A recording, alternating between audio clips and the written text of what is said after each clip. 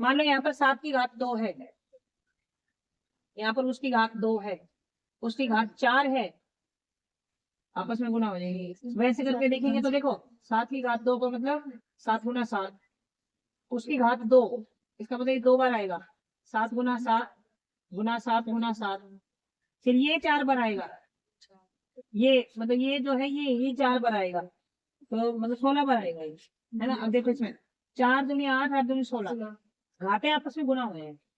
अब हम अगला नियम समझते हैं, समान घातांकों वाली घातों का गुणन।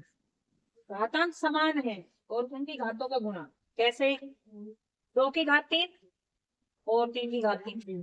आप इसको सरल कर सकते हैं, ध्यान दीजिए यहाँ दोनों पदों में 2 की घात 3 और 3 की घात 3 के आधार अलग अलग हैं।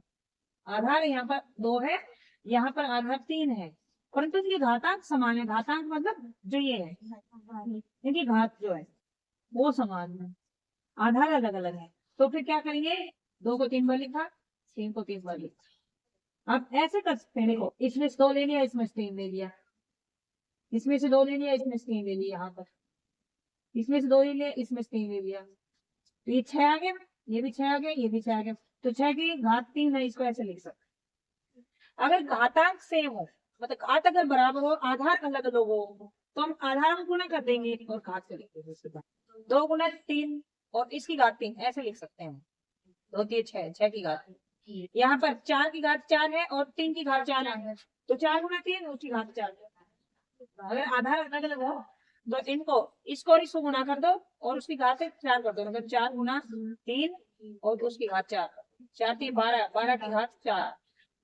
ये तो इसमें 3 की घात 2, a की घात 2, तो 3 को 1 को गुणा कर दो, 3 1 गुना उसकी घात 2, उसमें घातों को गुणा नहीं करना, आधारों को गुणा करना है, घात सेम रहेगी।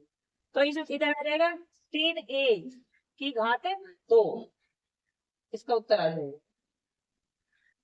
इधर आधार a है और इधर b है, घात 4 है, a गुना b की घात 4, a गुना b को तो हम a भी लिख सकते हैं, इसकी घात 4, ऐसे करना है।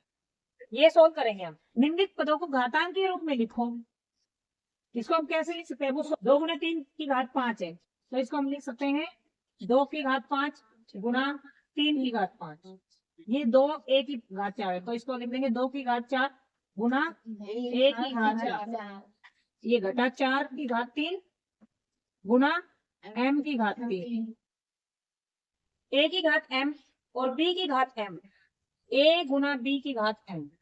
इसका प्रयोग करते हुए अन्य रूप बदलिए, देखो 4 की घात 3 और 2 की घात 3, क्या आ जाएगा, 4 गुना 2 इसकी घात पूरे की घात 3, तो ये आ जाएगा 8 की घात 3। इधर 2 की घात 5 और b की घात 5, तो ये आ जाएगा 2 गुना b इसके पूरे की घात 5, इसको हम लिख सकते हैं 2b घात 5, ब्रैकेट लगाना पड़ेगा, 2b की घात 5 करेंगे ना, तो ये हो जाएगा 2b की घात 5, मतलब ये b की घात 5 हो जाएगा। अगर सिर्फ ऐसे लिखेंगे तो ये नहीं लिखना, ये लिखना ब्रैकेट कर दो, इसका मतलब दोनों, इसकी भी घात इसकी भी घात।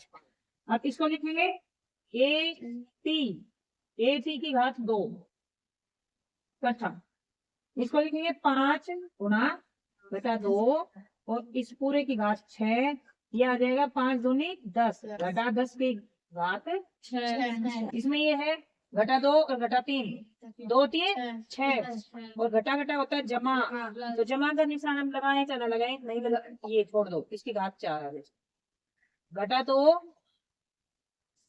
गुना घटा 3 इसकी